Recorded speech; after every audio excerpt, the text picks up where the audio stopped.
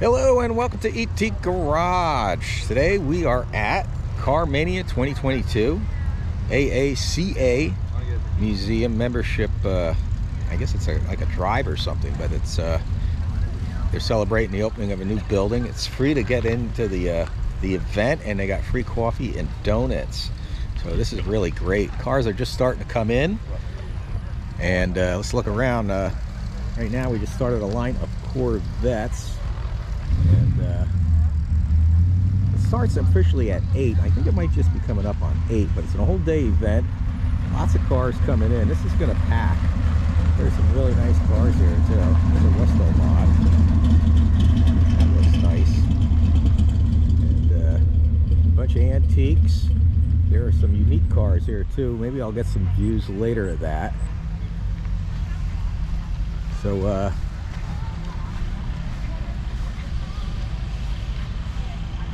just hang tight and see what happens, and I'll get some more video footage. But right now they're lining up this row here. For some reason it's just Oldsmobiles. They're not doing that anywhere else here, just here, just this line, Oldsmobiles. Anywhere else you just park whatever you have. But I saw a GT40 over there. I seen a really nice hot rod, so we'll go take a look at them. And it's gonna be hot today, so I don't plan on staying here the whole day. I already got my free coffee and donuts ahead of time because the line's starting to build up. Thank God.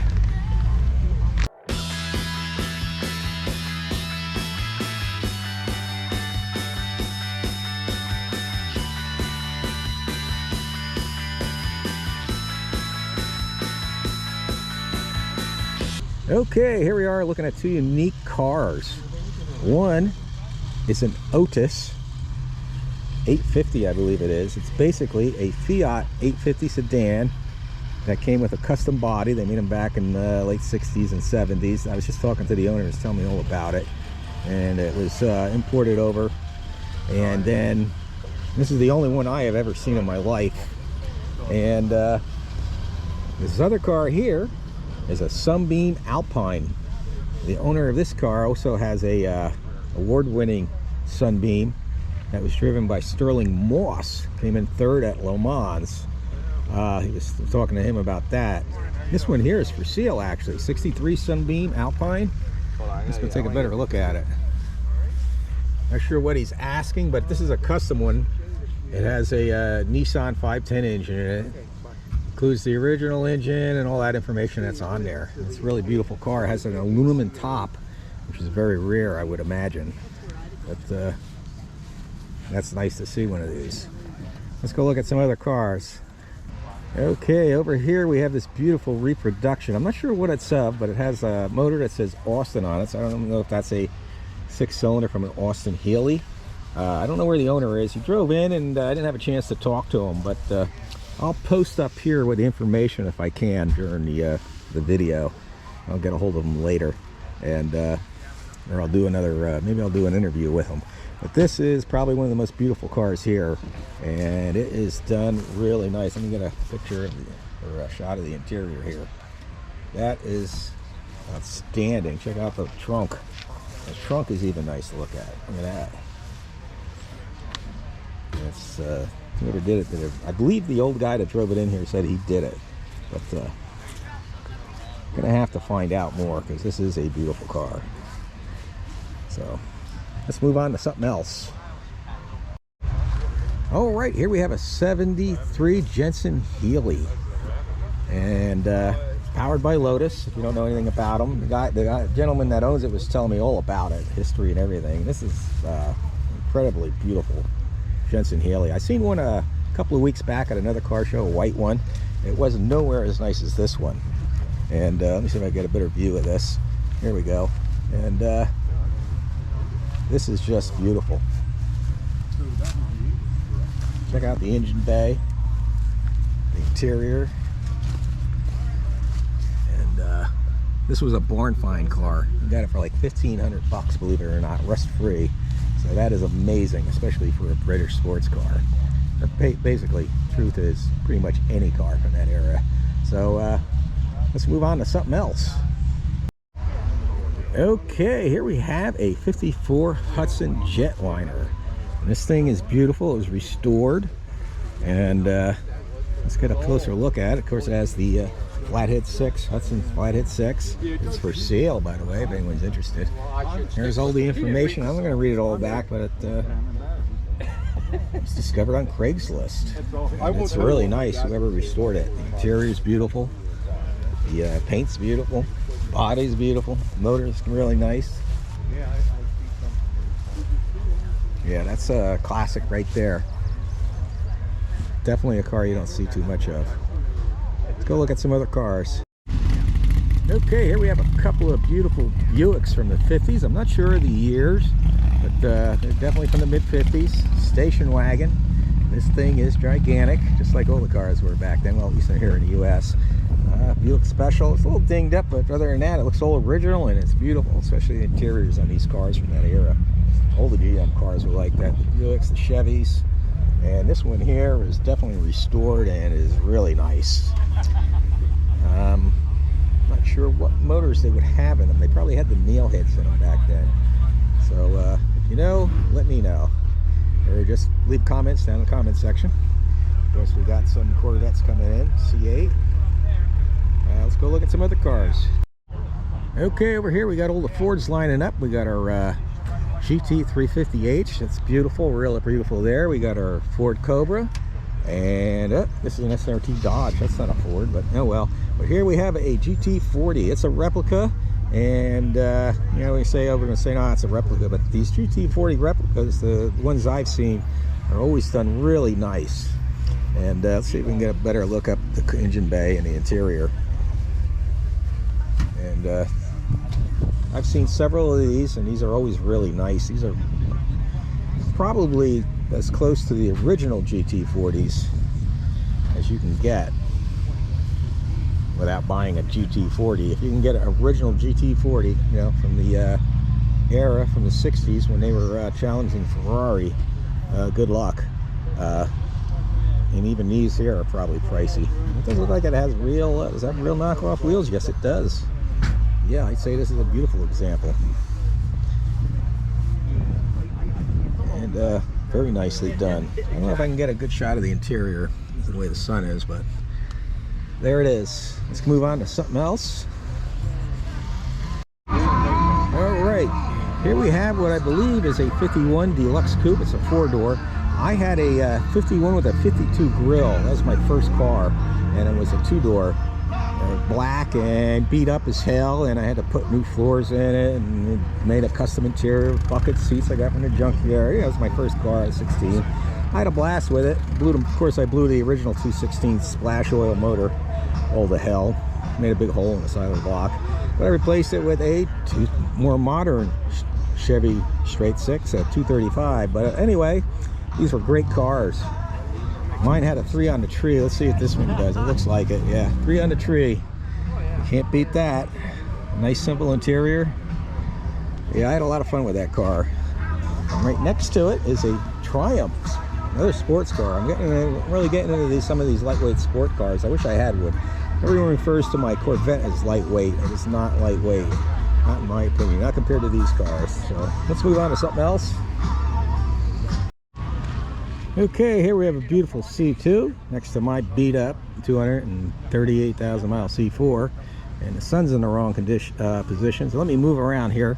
But this place is really filling up, and they're expecting like 1,500 cars, and I believe it, because this place is packed now. I don't know if you've seen from the beginning of my video. And they even got an antique concrete truck here, cement mixer. So that's interesting. But anyway, there's a bunch of Corvettes lined up here, and down further there is a ZR1. So let's go look at that. Bunch of C4s. You don't see too many C4s all together. This one here, the gentleman owns this. He just had this wrapped in this I forgot the name of the color, but it's a really nice color for a wrap, because it's not super metallic. Here we have a really nice C8, but let's go look at that ZR1, C4 ZR1. Let's go take a look at that. Here we go. ZR1. I'm not sure what year it is. Let's see if we can tell by the interior. It's a later year. It might be a 95. Let's take a look at it. That's the twin overhead cam, 5.7 liter, has 16 fuel injectors, if you don't know anything about that. Twin overhead cam, I think it redlined somewhere in the 7,000 RPM range.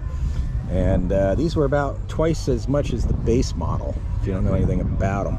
And I don't know whose this is, but if the owner happens to see my video, maybe he'll go down in the comment section and give some info about it. So these I think were made from 90 to 95, and I think in their final form they were up to about 405 horsepower from the factory with a 6-speed. And you can't tell just by looking at it unless you're parked next to another C4, but they're wider in the rear. That's why they have those what they call A-mold wheels that are deep dish like that, because they're wider in the rear. The panels are wider, and the well, originally in 90 the rear end was different, but then the old C4s went to that design, I think in 92 or something like that. But if you see one with a ZR1 badge, I've seen a lot of the C4s that have the ZR1 badge, and they're not ZR1s, and people insist they are. They're not. If they don't have that LT5 motor, which was designed by Lotus, and I believe it was built for GM by Mercury Marine, because it was such a low production car. So let's see if I can get a view of the tack. You can see it has an 8,000, I don't know if you can see that, but it's an 8,000 RPM tack. I don't want to go inside the guy's car. He's not here without his permission. Where the base model has, like, I think it's a 7,000 RPM tack. You'd think I'd know since I own one, but here it is. This is a really nice example. And next to it, you've got a really nice Mustang.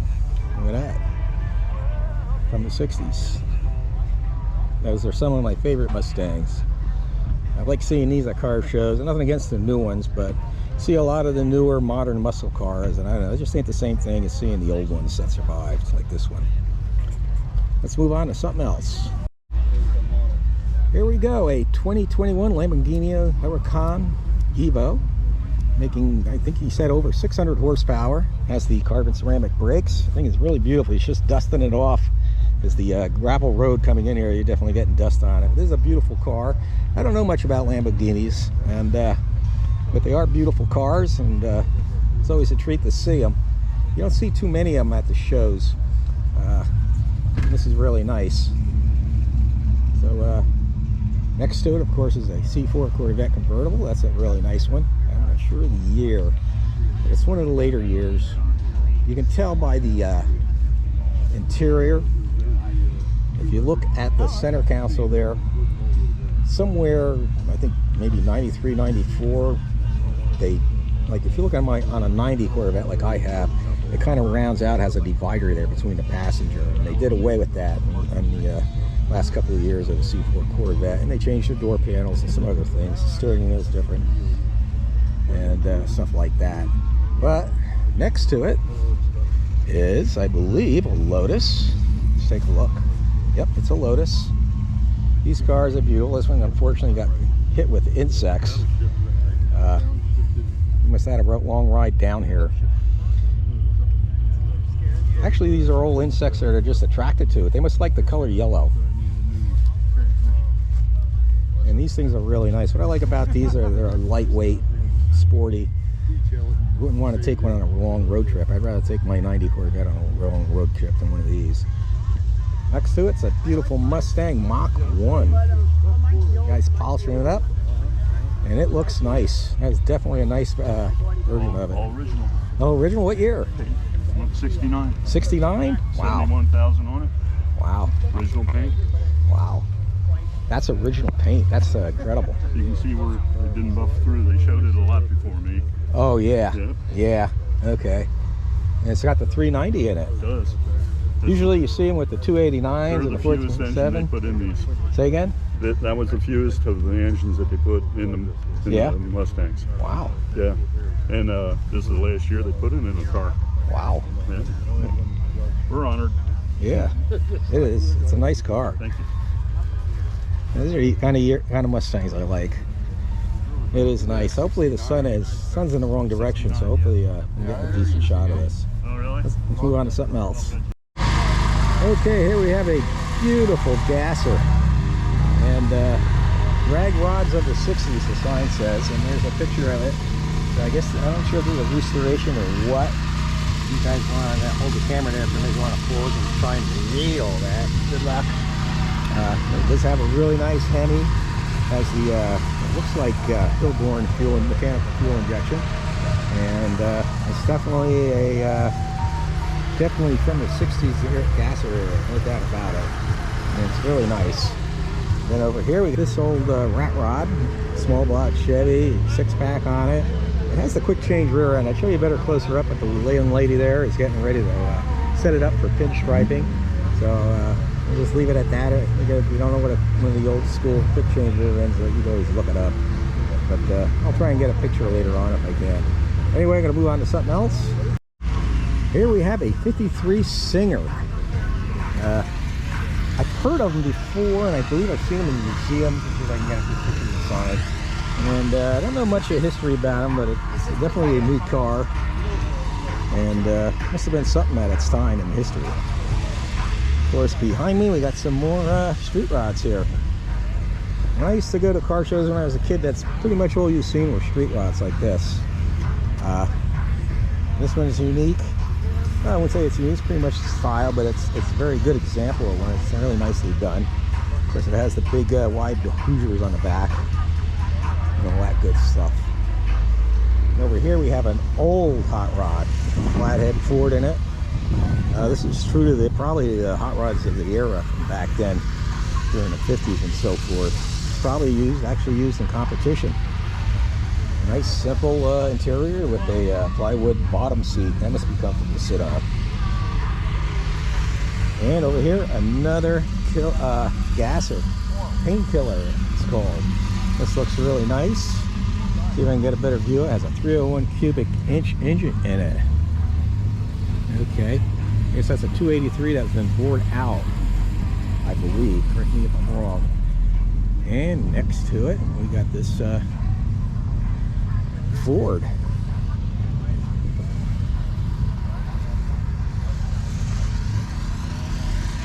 Ecoline. I'm not sure what the year is.